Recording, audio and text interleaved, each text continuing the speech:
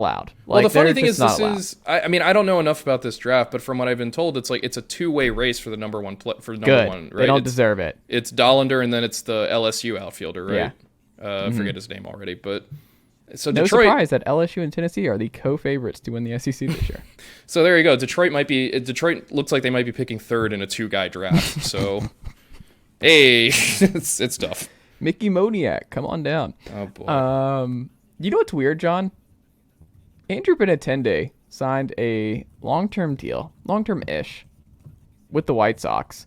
And the White Sox kind of addressed right field for the first time ever, or addressed their outfield in a way for the first time ever. Do you know what's funny? This deal for Benintendi, 5 years, $75 million, the biggest contract the White Sox have ever handed out in free agency. Is it really? Jerry Reinsdorf will never see paradise. He is a monster. But yes, this is a position that the White Sox have more or less pretended didn't exist. Yeah. For the last forever. Remember that year when they had Nomar Mazara as the opening day starter? Yes. 4 years after Nomar Mazara was a thing. Just remarkable stuff how little they have tried in the outfield corners. He's just like, what's Maglio Ordonez doing? He just once Maglio hung it up, it was like, that's it for me. I'm taking a break from right field. And it's funny too because they've passed up they passed up on Bryce Harper, obviously back when it happened. They were not at all involved in the Aaron Judge sweepstakes. Really, all the major corner outfielders who have passed through free agency over the years have not. Chicago has never been on any of them. For whatever reason, though, Benintendi is the guy they decide to make the move for. I think, again, because Benintendi is very clearly that next tier down of free agent where he would be amenable to a $75 million contract because it's clear Chicago, like their crosstown rivals, like the Red Sox, like a few other teams, would prefer being the kind of contender that hands out middle-level free agent contracts and doesn't really spend to that ultimate extent.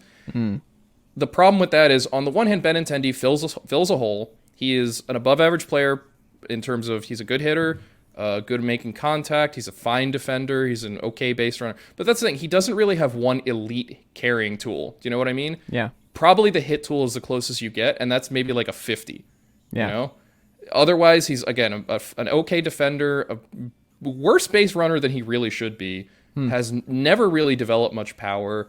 Which is weird when you consider the gun show that he's been bringing to the table forever. It is. Speaking of SEC baseball, Arkansas boy. But, yeah. But yeah, it has just never fully clicked for Benintendi for whatever reason. I can't... Was he a Red Sox? Yeah, why are we doing this? Why are we doing this? That whole 2018 team has just been scattered to the wind. It's absolutely amazing. That was only 4 years ago that the Red Sox not just won the World Series, but also did it with the most dominant regular season team they have ever assembled. And 4 years later, it is just completely gone. But think of the savings, John. Passed directly onto me, the consumer. But yeah, Jeter Downs make this team? Boy. It's funny, though, that Benintendi... he fills a hole. He solves a problem for the White Sox, a team that struggled badly that got no production out of its corner outfielders, struggled badly to hit right-handers because it doesn't, that team lacks really impact left-handed bats.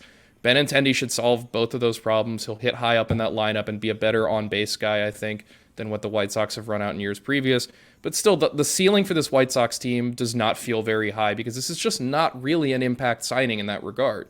This is a guy who makes your team better, but he's not a guy who really changes the future or direction of this. But it stabilizes the team a little bit. He might bat in the 2-hole. I think probably he's will. Critically important for this team, actually. And I think he will stabilize things for them. But it's also a matter of Chicago still doesn't have a viable second baseman. Who do they have penciled in right now? Your guess is as good as mine. Romy Gonzalez. Yeah, that's just not going to fly. A No. year after they did the same thing at second base, and they're like, oh, we'll just make do with Josh Harrison and Cesar Hernandez. No, you won't. Is there anybody still left? Any free agents? Who's left? Not really. I mean, they're just kind of stuck with whatever they wanted, like with Romy Gonzalez down there. I mean, obviously they'll lose something with... Wait, is Josh Harrison still out there? He's around. He's available. You can just bring him back. I think Benintendi is similar to what they did with Mike Clevenger, where it's more just to patch a hole than it is to actually take a step forward. Do you know what I mean? Mm-hmm. It's just we're gonna improve this team, but only in a very kind of small way, and it's less about improvement than it is about just eliminating the gaping holes. Because you can argue, guys like Clevenger and Benintendi, there's just not that much upside left on them at this point. Yeah. Clevenger is what he is at this point, barring better recovery from Tommy John surgery. Benintendi pretty much is what he is at this point. You know, if the White Sox are going to take a step forward, it's not going to be because of Benintendi or Clevenger. It's going to be because they get a full healthy season out of Luis Robert. They get a full healthy season out of Eloy Jimenez, and a really critically important thing, keep him as much out of the outfield as possible. It's because Yoan Moncada actually comes back to some form of production. It's getting a healthy season out of Yasmani Grandal. It's Andrew Vaughn stepping in for Jose Abreu and not really missing a beat. They need a lot of things to go right in that regard that I can understand. On the one hand, it's like, well, it's not like you're going to add a free agent who's going to make Luis Robert healthier. You just kind of have to hope for that to happen. But they're also, you know, they're not really making the kind of over-the-top moves that would turn that thing from, hey, it'd be nice if we got a healthy season from Luis Robert into, or better said, their position right now is we need a healthy season from Luis Robert, as opposed to with a better signing, boy, it sure would be nice to get a fully healthy season from him. But even if we don't, we're still a better team than we were last year. I think Benintendi makes him a better team than last year. I just don't think he moves the needle particularly much. On the flip side, though, like, it's not even just that. This is maybe just moving on from La Russa is a big win here. That we cannot overstate how much that's going to help. Getting rid of the absolute crypt keeper mummy, whose blood is like his blood is like 50% like Old Crow. Yeah, that'll be a big change. I think that'll be a big old help for the Chicago White Sox and current manager. Who is the White Sox manager again? Really, just on top of things over here. Wasn't it the Houston bench coach? Who do they hire? Oh yeah, Pedro Grifol. No, he was the Royals bench coach. Oh, I guess the guy at Houston who he thought was gonna be the favorite stayed in Houston, right? I believe so. Bench coach. Either way, but yeah, Pedro Grifol, but Joe Espada, that was it. Joe Espada, okay, but yeah, because I thought he was the favorite for the while, then he didn't get the job. It's also worth noting with the White Sox, their farm system's really bad. Like, it's not producing major league talent. Like, maybe a guy like Lennon Sosa can function as a utility guy. You know, maybe Oscar Colas eventually comes up and takes right field away from Gavin Sheets or you know, left field or whichever it happens to be. But they're not in any position where they're like all the guys who are part of that big rebuild, all those big prospects are either up or gone. You know? Yeah. So this is why they were ready to win like the last couple of years. That's why you're like, what are you doing last year? Last year was insane. And like, that's what are we doing? That's what gets me about signing Benintendi and Clevenger is that as finishing moves, that's fine. But as your only moves, you're like this window that the White Sox have with this current group of guys.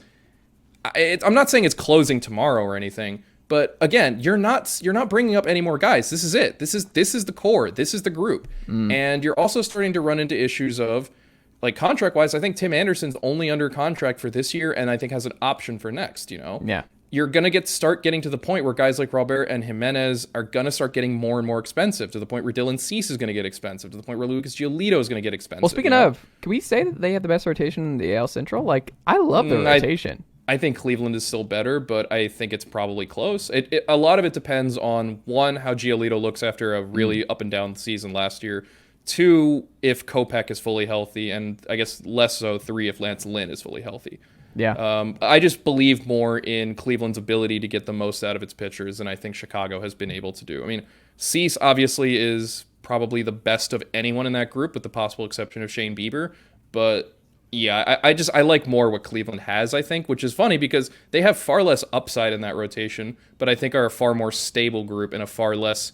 There's also, I think, way less drop off. Like if let's say Kopech can't start the season healthy, the next guy up on that depth chart is Jimmy Lambert, Davis Martin, like. That's not ideal. Those are not guys you want to be relying on for any extended period of time. Those are guys you want making spot starts. Maybe eventually moving into rotation roles going forward once Lynn and Giolito and Clevenger have all left and you're rebuilding around Cease and Kopech. But yeah, that's Chicago has no real depth in its minor leagues and is so reliant, I think, on a particular group of guys getting and staying healthy and productive that, again, the variance, the potential, like, range of outcomes is really wide for them. I think in a similar way to the Red Sox, in a similar way to the Cubs, and similar to what the Giants went through last year. And you just want to be like, can we just get to Kelly, Graveman, and Hendricks every single night? Can that just be our that's 7, also 8, gonna 9? that's, Like, can we just do that? That's also going to be really tough. Is that their bullpen beyond Hendricks, Graveman, and if he's healthy, Aaron Bummer. Yeah. I do not like this bullpen. I mean, Reynaldo Lopez was weirdly good last year, but Joe Kelly is Joe Kelly. Jake Diekman is awful. I still don't understand why the White Sox traded for him. Jose Ruiz is fine. It really all it hinges on Hendricks, Graveman, and Bummer, and maybe they get Crochet back at the end of the season at some point. But yeah, again, there's just not a lot of depth believer, though, on this roster. Yeah, I'm a firm believer that if the bullpen's the last thing, then you can figure that out. Like, bullpen is just, if that's your last issue, you can. I'm okay with that. My problem, though, is that Hendricks and Graveman in particular have been really heavily used the last 2 years. Yeah. That those are guys where they're not necessarily, like, I don't necessarily know that that's going to make a huge difference, but ideally you do not want them pitching every day or even really every other day. You want to be able to give them breaks. You want to be able to give them rest. And the way that Chicago's bullpen is built, if they have a lead in the late innings, those two guys are going to be pitching all the time. And that's not really, and this is also not an offense, unless it's healthy, that is built to score a ton of runs and put the game out of reach quickly. This is a team that had to grind out a lot of, like, narrow 1 and 2 run wins last year when they had them. Like, and that also blew a fair amount of them too, because there's just no real margin for error. So, I mean, again, Benintendi, I think, is something, he's a player the White Sox had to add at a certain point, because, again, you kind of need corner outfielders in this game, and one of them cannot be Eloy Jimenez. But I think that's a team that's perpetually, we keep saying this every single year, needs to do more, has to do more, refuses to do more. And as such, I'm early, but I am probably going to pick the Guardians as my division favorite for next year, with the Twins probably as the other option. The White Sox I'm really going need White Sox. I can't do it anymore. I can't keep falling for their. I don't have PTSD. You have White Sox PTSD. I'm Guy Pearce and Memento. I'm just gonna get "Don't believe in their lies" tattooed on me about the White Sox. Well, there's more time. We have all the time in the world to get to our preview series and all that good stuff. So who knows what can happen here. Last big signing that we have not touched on yet, Carlos Rodon. We touched on him a little bit with the Giants, but he goes to the Yankees. Jon Tayler. How do you feel about the fit with Rodon in New York and not Queens? Think it's a great fit for the Yankees and for Rodon. A very straightforward pitcher, power fastball, power slider, probably one of the best sliders in baseball, a very good fastball to go with it. There's not a whole lot of moving parts or kind of extra to Rodon. He goes out, grips and rips it, and I love that.